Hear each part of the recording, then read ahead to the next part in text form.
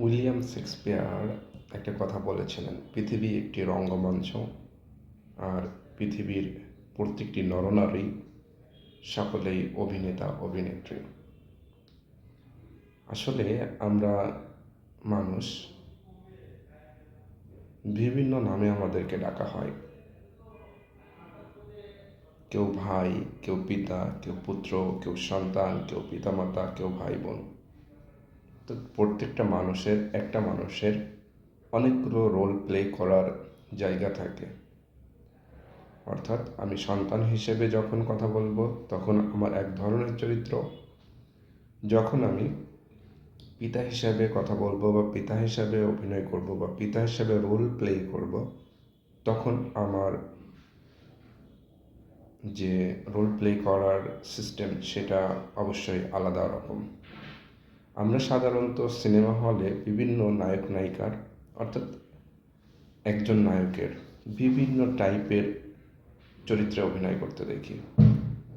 For example, যে আমাদের চিত্রনায়ক সাকিব খান, তিনি কিন্তু দেখা যাচ্ছে যে রিক্সাওয়ালার অভিনয় করতেছেন, তিনি দেখা যাচ্ছেন একজন বিজনেসম্যানের অভিনয় করতেছেন, অথবা কোনো বড় লোক বাবার সন্তান হিসেবে অভিনয় করতেছেন। অর্থাৎ একজন নায়ক নানা চরিত্রে অভিনয় করেন, ঠিকভাবে একজন নায়িকাও নানা চরিত্রে অভিনয় করেন।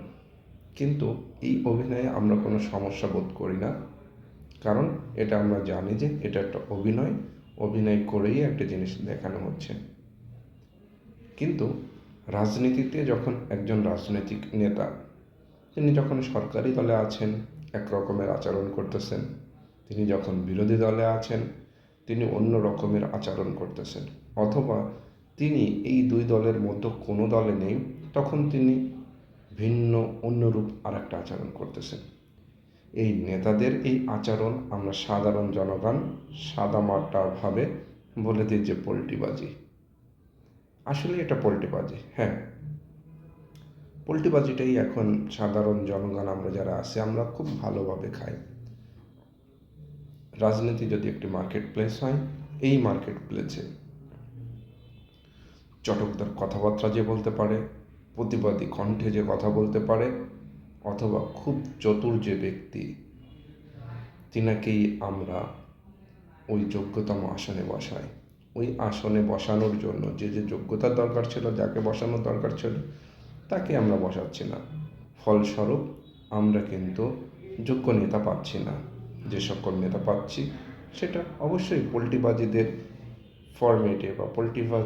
ফরম্যাটে যারা সেরা হওয়ার কথা তারাই আছে।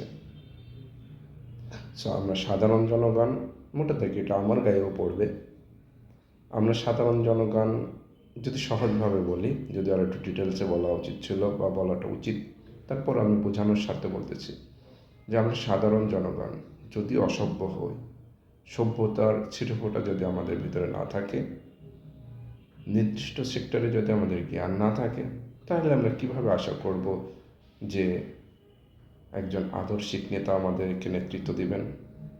আমরাই চয়েস করে নিচ্ছি চাটুকারিতা, চাটামবাজি অথবা পল্টিবাজি নেতা, আমরা তাদেরকেই বাহবা দিচ্ছি, তাদেরকেই আমরা ভোট দিচ্ছি, তাদেরকেই ক্ষমতায় আমরা দেখতে যাচ্ছি। সো আমরা তো কখনোই প্রতিবাদ করি না।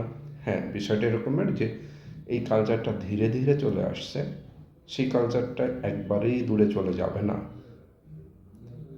যে আপনি আজ যে ব্যবস্থা বা আজ যে নেতাদের এই রাজনৈতিক রঙ্গমঞ্চ অভিনয় করতে দেখছেন, তারা এই অভিনেতারা তারা ঠিকই আছে। আপনি ভুল বুঝতেছি যে এটা একটা অভিনয়ের জায়গা, কারণ এই মঞ্চটা আমরাই তৈরি দিয়েছি, বা এই মঞ্চের মালিক কিন্তু আমরা। সো যারা অভিনয় করছেন তারা আমাদের জন্যই অভিনয় করছেন, আমরা যেমনটা চাই সেইভাবেই অভিনয় করছেন। আচ্ছা, আমরা চাচ্ছি এক রকমের, তারাও ঠিক আমাদের চাওয়ার মতো করেই অভিনয় করে যাচ্ছেন। একটু বোঝার চেষ্টা করুন, আমরা যেভাবে চাচ্ছি সেইভাবেই অভিনয় করে যাচ্ছেন, অথবা আমরা যে রসদ দিচ্ছি সেই রসদের ভিত্তিতে এই রাজনৈতিক অভিনেতা অভিনেত্রীরা অভিনয় করে যাচ্ছেন। কিন্তু এটা যে অভিনয় অথবা আমরা কি চাচ্ছি বা আমরা কি পেতে চাই, এইখানে একটা সূক্ষ্ম গ্যাপ রয়ে গেছে। আমরা চাচ্ছি নীতিবান নেতা, কিন্তু আমরা সমর্থন দিচ্ছি না নীতিবান নেতাকে, ভোট দিচ্ছি নীতি বিবর্জিত নেতাকে। সেই নীতি বিবর্জিত নেতাকে যখন আমরা ভোট দিচ্ছি, রসদ দিচ্ছি, আবার মুখে বলতেছি যে আমরা নীতিবান নেতা চাই, নীতিবান শাসক চাই, এটা আসলে নিজেদের সঙ্গেই প্রতারণা। আমি যদি আমার নিজের সঙ্গে প্রতারণা করি, তাহলে ক্ষতিটা আমারই হবে। ওই অভিনেতা অভিনেত্রী বা রাজনৈতিক রঙ্গমঞ্চের নেতা বা নেত্রী তারা কিন্তু ক্ষতিগ্রস্ত হবে না। মঞ্চ আমার, রসদ আমার, তেনারা শুধু অভিনয়ই করছেন। কিন্তু আমরা সাধারণ জনগণ যে জায়গাটায় ভুল করি, হ্যাঁ আমি নিজ দায়িত্বে বলছি, ভুলটা আমরাই করছি। মঞ্চ তৈরি করলাম আমি বা আমরা, অর্থ বা রসদ যা যা প্রয়োজন সব কিছু দিচ্ছি আমরা, কিন্তু আমি চাচ্ছি ভিন্নটা। দিচ্ছি বিষ, চাচ্ছি মধু। জিনিসটা এরকমের না। আপনি যা চাবেন পরিশ্রম করে হলেও যথাযথ উপায়ে আপনি সেটাই দেবেন। আপনি যদি দোকানদারকে যদি টাকা দেন, টাকার বিনিময়ে আপনি পণ্য পাবেন।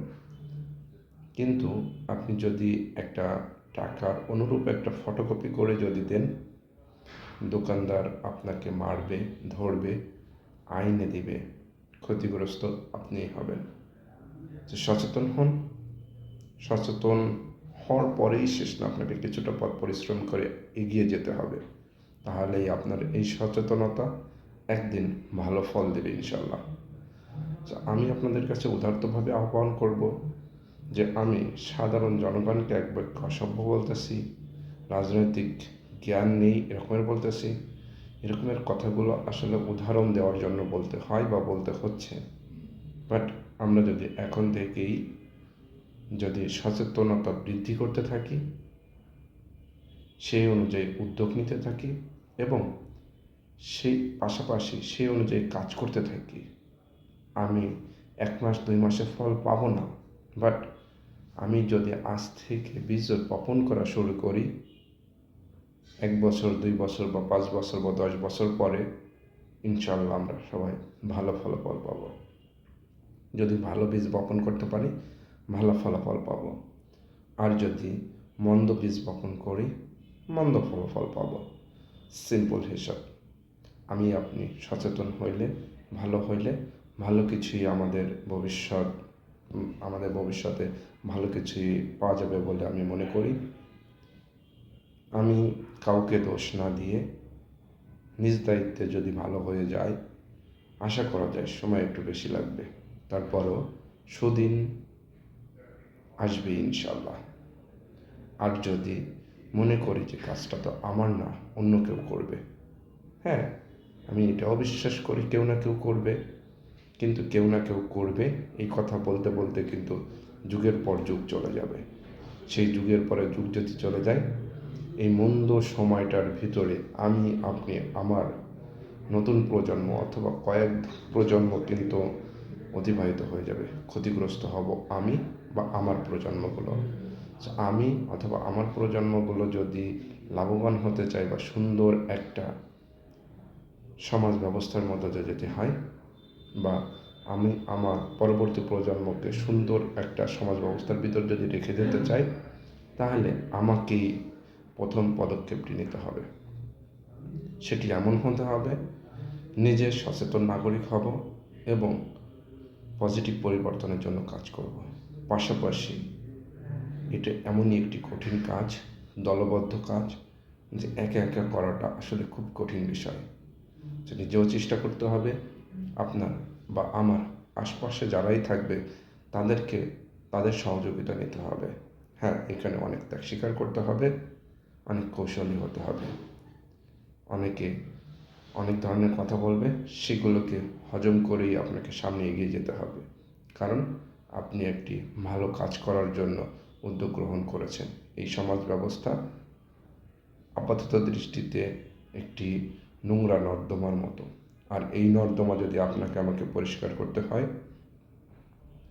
অবশ্যই সেই ময়লা পানিতে, ময়লা নর্দমায় নামতে হবে, পরিষ্কার করতে হবে নিজের এবং পরবর্তী প্রজন্মের জন্য সুন্দর একটি সমাজ বাস্তবায়নের জন্য আপনার প্রতি অগ্রিম স্যালুট জানিয়ে বিদায় নিচ্ছি।